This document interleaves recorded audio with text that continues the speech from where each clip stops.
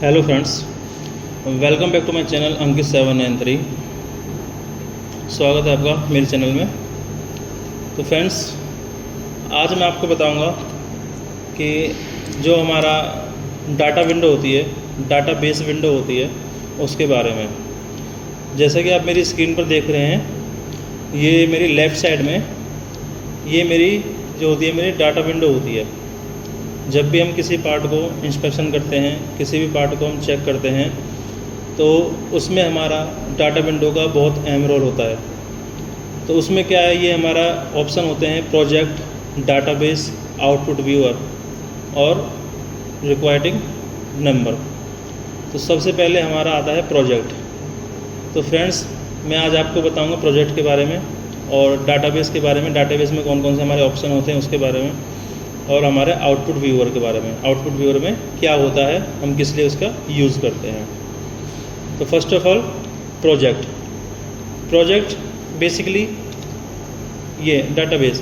Project हमारा क्या होता है, प्रोजेक्ट के अंदर हमारी जो विंडो शो करती है वो हमारा ये शो करेगी कि हमारा जो कैट डाटा है वो शो करेगी। अगर कैट डाटा कोई नाम है आपका वो शो करेगी। अगर कोई इमेज है तो इमेज शो करेगी।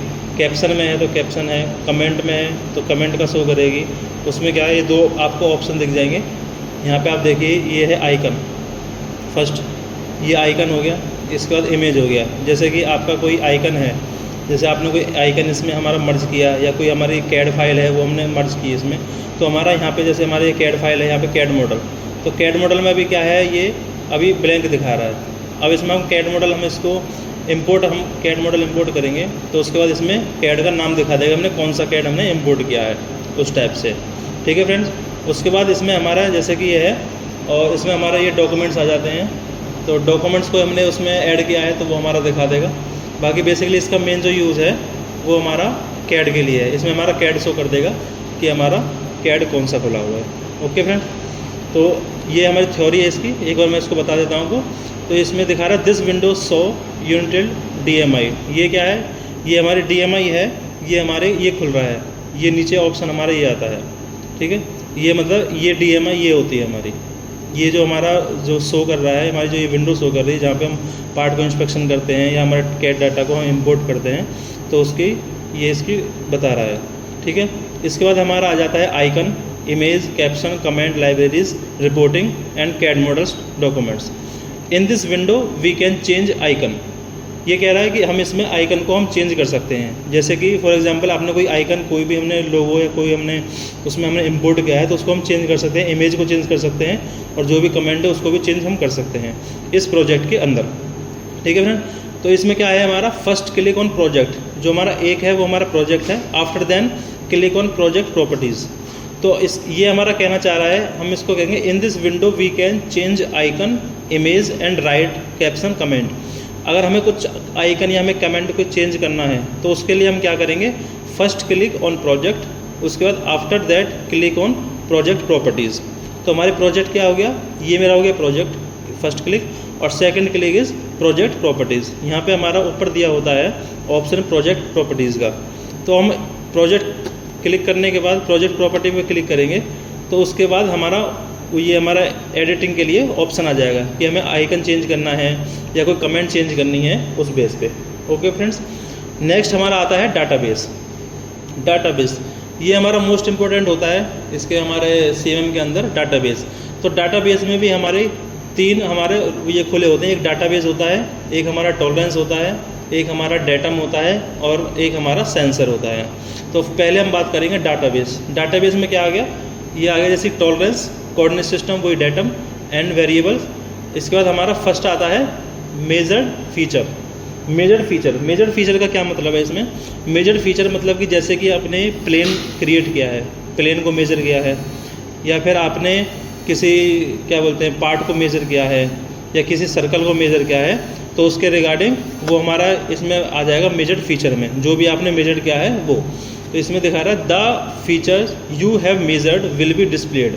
जो भी आपने मेजर किया है, मान लीजिए आपने यहाँ पे प्लेन मेजर किया है, तो आपके यहाँ शो कर रहा हो ऑन फीचर ये plane 1, plane 2, circle 1 and circle 2, cylinder 1। ठीक है।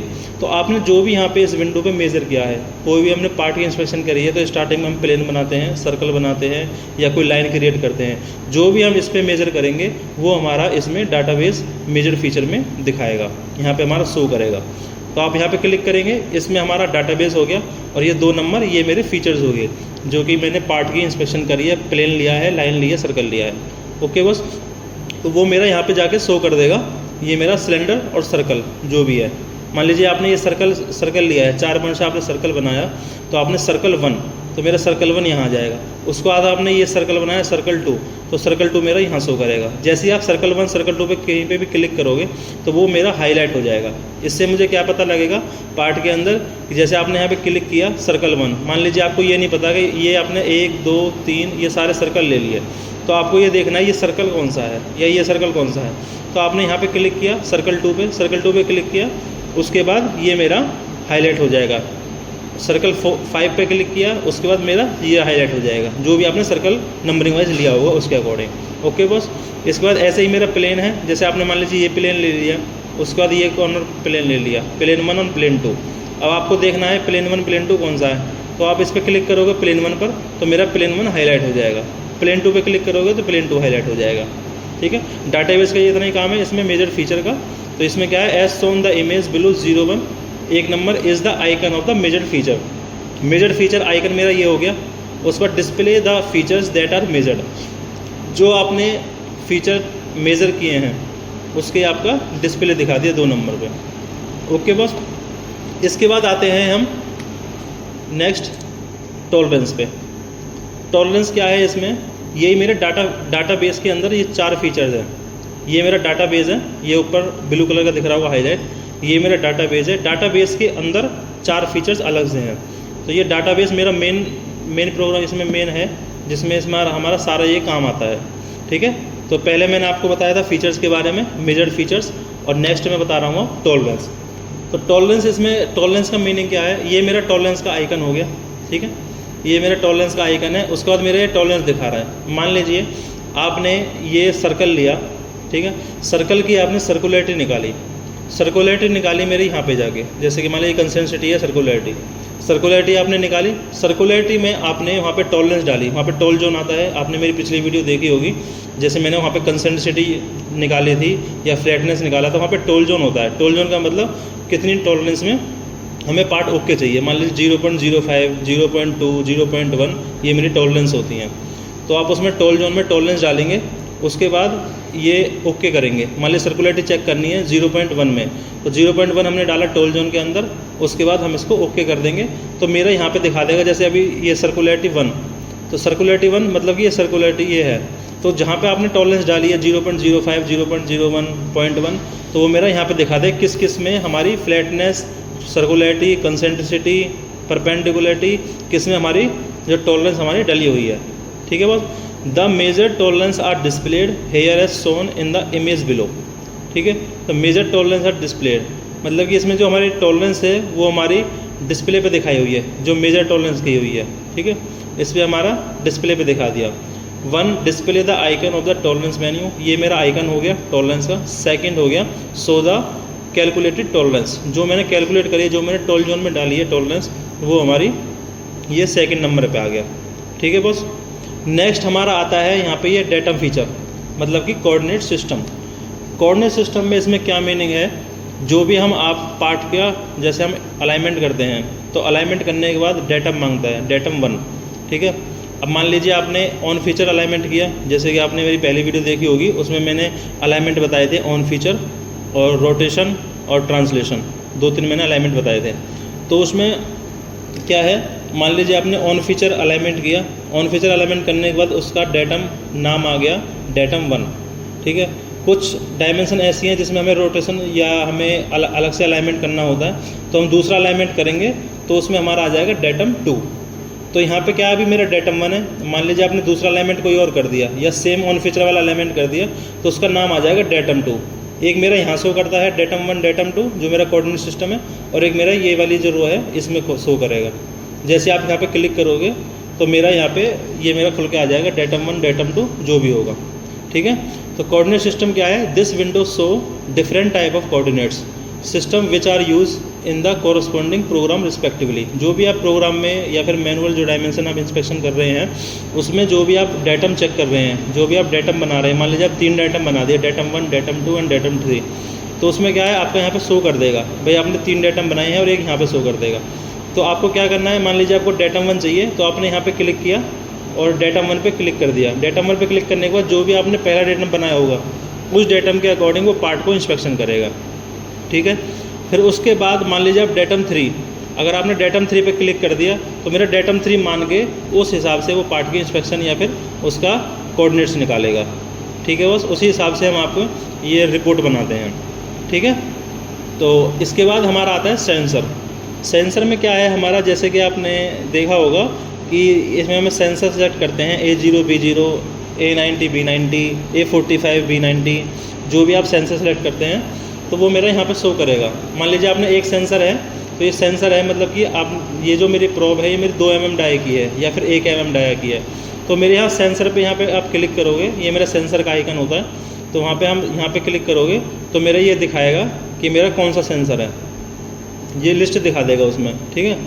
तो this is additional sensor selecting window where the number of sensor that are qualified and nominal are shown.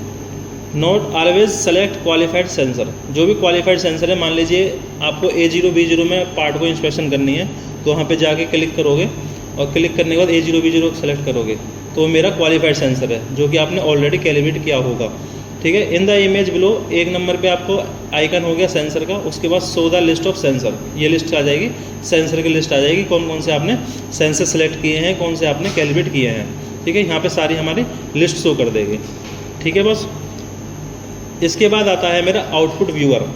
Output viewer हमारा यहाँ पे यूज़ है रिपोर्टिंग के लिए। जैसे कि आप पार्ट को इंस्पेक्शन करते हैं और पार्ट की आप रिपोर्ट तैयार करते हैं, तो इसमें रिपोर्ट तैयार करते हैं तो इसमें क्या आता है, यहाँ पे मान लीजिए यहाँ पे सर्कल 1 है और ये प्लेन है, तो आपने मान लीजिए प्लेन लिया, प्लेन की आपने फ्लैटनेस निकाली, ये मेरा रिपोर्ट के अंदर आ गया। रिपोर्ट में के अंदर आने के बाद यहाँ पे मेरा शो करेगा आपने रिपोर्ट में क्या क्या डाला है। मान लीजिए सर्कल है या आपने कोऑर्डिनेट डाला है, मान लीजिए एक सर्कल से इस, जैसे कि ये सर्कल है, इस सर्कल से इस सर्कल की इसकी CD निकालनी है मुझे x में, तो आप x में क्या करोगे, डिस्टेंस पे जाओगे, डिस्टेंस पे जाने के बाद उसको हम x की वैल्यू निकाल देंगे। मान लीजिए इस सेंटर से इस सेंटर की वैल्यू 50 है, तो आप 50 की वैल्यू डाल के उसको टॉलरेंस डाल देंगे प्लस माइनस जो भी ड्राइंग में होगी या जो भी आपके अकॉर्डिंग, तो उसको हम टॉलरेंस डाल देंगे, उसके बाद ओके करेंगे तो मेरा यहाँ पे क्या दिखा देगा, डिस्टेंस 1, ओके, यहाँ दिखा देगा डिस्टेंस 1। ऐसे ही हम कोई और अगर हम डिस्टेंस निकाल रहे हैं तो वहाँ पे दिखा देगा डिस्टेंस 1, डिस्टेंस 2, डिस्टेंस 3, जो भी होगा। मान लीजिए यहाँ पे PCD निकाली हमने, ये सर्कल लेने के बाद PCD निकाली तो मेरा एक सर्कल क्रिएट होगा, तो यहाँ पे क्या होगा, सर्कल को नाम दे देगा। मान लीजिए ये सर्कल 1 है तो इस सर्कल का नाम हो गया सर्कल नंबर 2 या सर्कल नंबर 7, तो उसके बाद यहाँ पे मेरा शो कर देगा कि सर्कल नंबर 7 मेरा PCD है, ओके। अब इसमें क्या है, यहाँ पे मेरा शो हो गया, जैसे कि अब इसमें क्या है, मान लीजिए ये जो मेरा बॉक्स है ये मेरे ब्लैंक है, ठीक है। अब मान लीजिए आपको जैसे 10 डायमेंशन है, 10 में से मुझे सिर्फ ये इन दोनों की रिपोर्ट चाहिए, बाकी मुझे 8 की रिपोर्ट नहीं चाहिए, तो आप क्या करोगे, यहाँ पे आप क्लिक कर दोगे, फर्स्ट नंबर क्लिक और सेकंड नंबर क्लिक।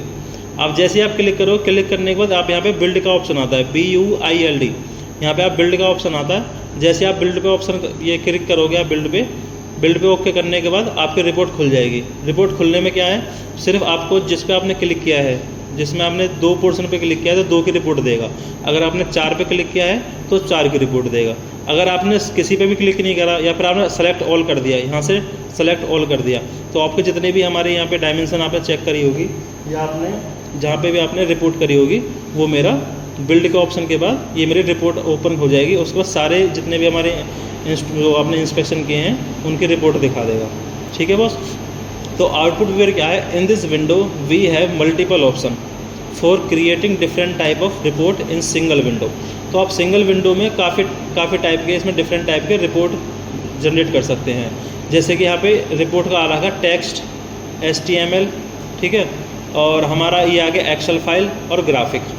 तो आपको क्या होता है, टेक्स्ट, ज़्यादातर हमारा रिपोर्ट जो निकलती है टेक्स्ट में निकलती है। तो आपने यहाँ टेक्स्ट पे क्लिक कर दिया, बाकी आपने ब्लैंक छोड़ दिया।